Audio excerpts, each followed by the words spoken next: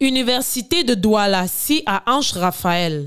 Ici, on peut apercevoir des étudiants qui vont et viennent, ce qui vraisemblablement vient infirmer la thèse selon laquelle les enseignants du supérieur sont en grève. Néanmoins, nous n'avons pas hésité à tendre notre micro à certains de ces étudiants afin d'avoir le cœur net. Il y a cours normalement. Là même, comme je viens de sortir, là, nous étions en train de faire cours. Et c'est juste donc, comme il y avait aussi une autre conférence dans une salle, on a donc demandé qu'on arrête d'abord les cours et qu'il fallait que les enseignants ainsi que les étudiants puissent participer à cette conférence. Donc, oui, non, il n'y a pas de grève. Présentement, oui, les enseignants font cours normalement et on n'a pas de problème. Déjà que tout à l'heure, on a cours de gestion budgétaire, donc il n'y a pas de grève chez nous. D'autres étudiants nous ont révélé hors caméra que leurs enseignants n'ont pas répondu présent parce que syndiqués. Une thèse qui vient corroborer avec la posture du syndicat national des syndicats du supérieur. Ceux-ci avaient annoncé un mot d'ordre de grève évoquant comme raison le non-paiement de la 4e tranche. Donc nous demandons que cette prime soit payée à tous les enseignants sans délai, ce d'autant plus que le délai imparti, n'est-ce pas, au gouvernement pour nous payer cette prime était fixé le 15 janvier 2024. Donc nous demandons que cette 4e tranche soit payée pour permettre aux enseignants de vaquer librement et fièrement à leurs occupations. Parce que comme on l'a toujours indiqué, c'est avec beaucoup de peine que nous nous retrouvons à recourir à ce mode d'expression pour être payés. Une situation que le gouvernement a dit prendre en compte, si l'on s'en tient au communiqué du 16 janvier 2024, dans lequel l'on annonçait le début du paiement vers le 17 janvier 2024, ce qui jusqu'ici n'a pas encore été effectif selon le syndicat national des enseignants supérieurs.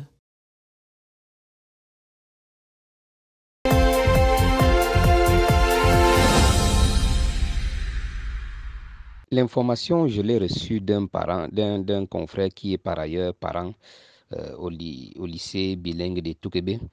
Il savait que Madame le proviseur a décidé que désormais, à 7h30 pile, le portail est fermé et plus personne n'entre.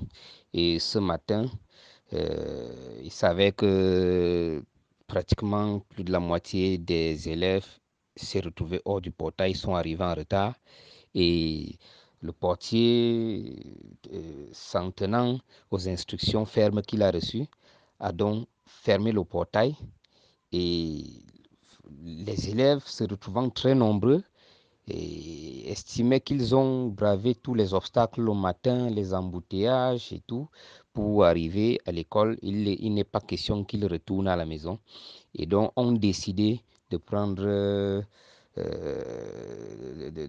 de forcer le portail pour entrer.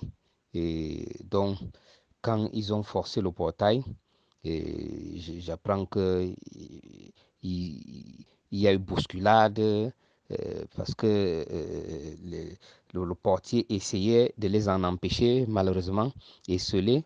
Et les surveillants ont essayé d'intervenir, il n'y avait pas moyen parce que les élèves étaient très nombreux et déterminés à en découdre avec l'administration.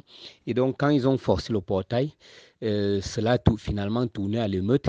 Ils ont accédé à l'intérieur et avec tout ce que cela a créé, ils se sont bousculés, ils se sont marchés dessus et donc ça aggraver les tensions qu'il y avait. C'est devenu une situation très tendue. La police anti-émeute a été appelée pour intervenir et quand la police est arrivée, apparemment la police aussi a voulu utiliser la force pour calmer la situation. Elle a plutôt aggravé les tensions et donc il y a eu quelques échauffourées entre les élèves et les forces de maintien de l'ordre. J'ai appris qu'il y a eu des morts. Je ne sais pas encore, j'ai envoyé un reporter là-bas. Je ne sais pas encore véritablement si effectivement il y a eu des morts, mais on dit quand même qu'il y a eu des morts piétinés par leurs camarades.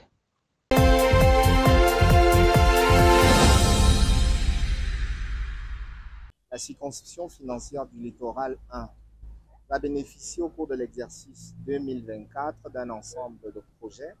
Dans le secteur de l'éducation, vous avez ici à Douala le lycée polyvalent d'Aqua qui va bénéficier à hauteur de 70 millions de francs CFA de la construction de 3 blocs administratifs. Vous avez le lycée d'Aqua qui va bénéficier de la construction de 3 salles de classe à hauteur de 30 millions. Dans le domaine des infrastructures routières, vous avez la réhabilitation de l'ancien pont sur le Vori. Vous avez la phase 2, les travaux d'aménagement de la pénétrante est de la ville de Douala, avec la construction d'un second pont sur la Dibamba à hauteur de 15 milliards de francs CFA. Vous avez la route régionale entre Edea et Dizangué à hauteur de 6 milliards de francs CFA.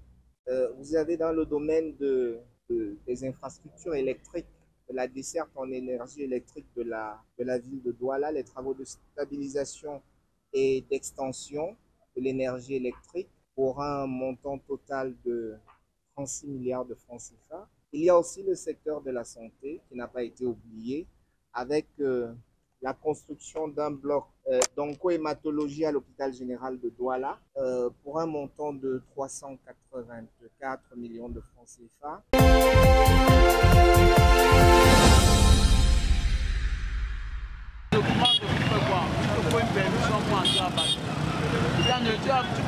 Il est difficile de circuler ces derniers temps dans la ville de Douala sans voir certains individus interpeller les conducteurs des engins à 2 roues.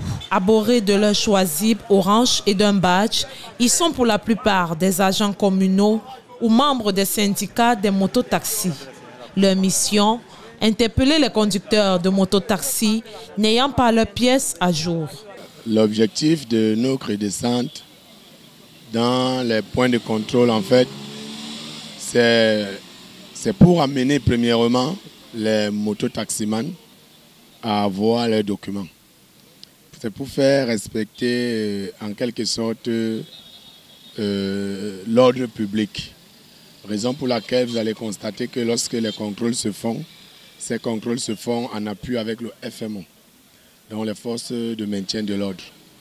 Bon, cependant, la population ne voit toujours pas ça d'un bon œil, bien sûr, parce que la population, dans sa généralité, est profane de notre action. Donc, notre action, en fait, n'est pas de menacer, on ne menace pas, tout au contraire, on accompagne. Il y a des mesures palliatives que nous avons mises sur pied pour que les mototaximans puissent avoir les papiers, par exemple, des petites cotisations qui amènent les mototaximans à avoir les documents. Une mesure que disent ignorer certains conducteurs de mototaxis. Bon, les agents de la communauté, ils ont pour habitude de nous demander les cartes grises, assurance et permis. Oui, bon, nous ne savons pas vraiment si c'est leur rôle, puisque dans les normes, c'est la police qui est censée nous interpeller pour nous demander des trucs comme ça. D'autres, par contre, sont renseignés de la présence de ces agents communaux sur le terrain et évoquent par ailleurs l'importance d'appartenir à un syndicat de mototaxi. Mais pour ceux qui sont syndicalistes comme nous, on nous demande d'abord les tickets qui représentent les actes de présence dans nos réunions. Et concernant maintenant les impôts, on nous demande de le faire petit à petit quand tu es syndicaliste. Si pour ces agents communaux, rencontrés ce matin dans les rues de Deido, la procédure est respectée, il faudrait dire que certains en abusent.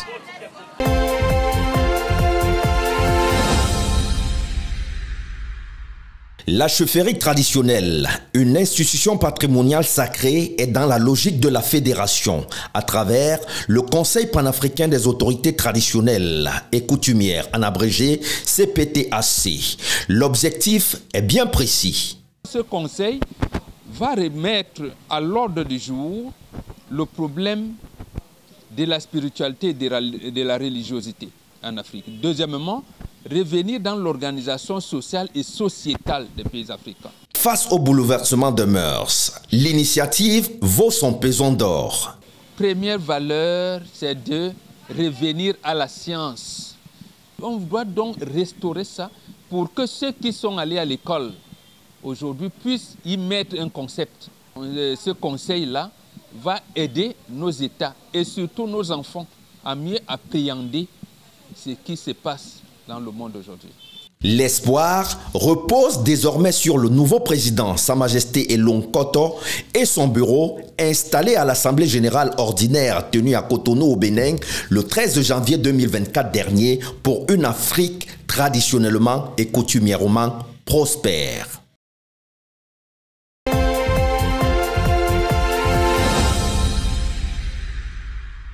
Nous allons élargir nos relations avec des institutions partout sur la planète, à partir de l'Afrique. Il y a des projets de grande envergure, de réhabilitation pour donner vie au royaume, aux chefferies de chaque pays. Le CPAT a réfléchi jusqu'à la création des écoles initiatiques, sacerdotales, dont le bureau devrait se plier par 4 pour chercher les financements. Nous y travaillons depuis pratiquement 5 ans et je pense que nous avions vu le bout du tunnel. Aujourd'hui, la chefferie traditionnelle doit rester unie pour un lendemain meilleur. Je vous dis à tous merci. À mes pères, je dis merci. Que les mains de nos ancêtres nous bénissent et que l'Afrique rayonne.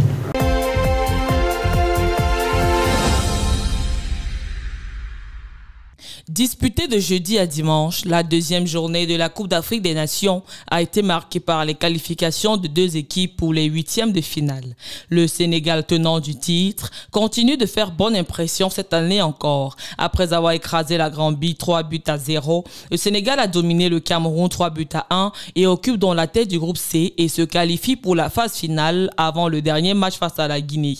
C'est également le cas du Cap-Vert qui a réussi ce sans faute pour le moment. Après le Ghana 2-1, c'est le Mozambique qui est tombé face aux requins bleus avec 4 points. L'Angola, le Burkina Faso, le Mali et le Maroc vont désormais devoir finir le travail. La Côte d'Ivoire de son côté, après avoir assuré lors du match d'ouverture face à la Guinée-Bissau 2-0, a marqué le choc du groupe A face au Nigeria 0-1. Un penalty de William Trossekong a fait le bonheur des Super Eagles qui comptent 4 points. Actuellement 3e, les éléphants n'ont donc pas le droit à l'erreur face à la Guinée équatoriale. Situation plus ou moins similaire pour l'Égypte qui a fait 2 matchs nuls contre le Mozambique puis 2-2 contre le Ghana. Une montée en puissance de certaines équipes observées lors de cette compétition. La montée en puissance de toutes ces sélections, du moins la confirmation est due simplement au fait que quand vous regardez la composition du staff technique, vous vous rendrez compte que la plupart de ces sélections ont décidé clairement aujourd'hui de faire confiance à des techniciens locaux. Et dans le football, ça ne manque pas. Par le passé, ce n'était pas le cas. Et aujourd'hui, on essaie de prendre du temps avec des techniciens locaux à la tête de ces sélections qui ont le temps nécessaire pour construire, pour bâtir un collectif. Battu par le Sénégal, le Cameroun n'a lui qu'un point et devra impérativement s'imposer face à la Gambie pour espérer voir les 8e de finale de la compétition. Gros danger également pour la Tunisie qui a fait 1-1 contre le Mali. Actuellement dernier du groupe E, les Eagles de Carthage devront donc battre l'Afrique du Sud dans quelques jours.